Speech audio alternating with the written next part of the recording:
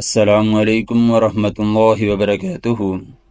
آج کی اس ویڈیو کے اندر ہم جانیں گے یاجوج ماجوج کے بارے میں کہ وہ کون تھے، کب وہ پیدا ہوئے اور اب وہ کس جگہ پر ہیں، دوبارہ ان کو کب کھولا جائے گا۔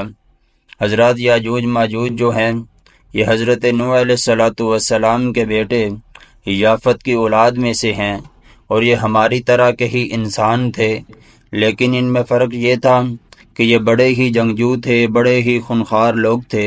ان کے دل کے اندر ذرا بھی رحم نہیں تھا۔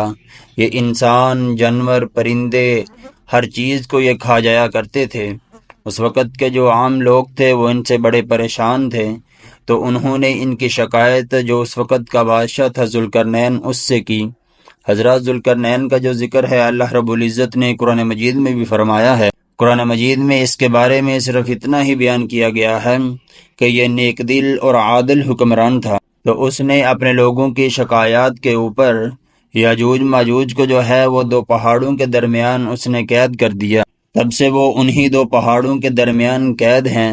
وہ ہر روز وہاں سے نکلنے کی کوشش کرتے ہیں، وہ اس دیوار کو توڑنے کی کوشش کرتے ہیں، لیکن اتنی دیر میں شام ہو جاتی ہے تو وہ پھر اس کو چھوڑ کر واپس چلے جاتے ہیں اور کہتے ہیں کہ کل ہم اس کو توڑ لیں گے۔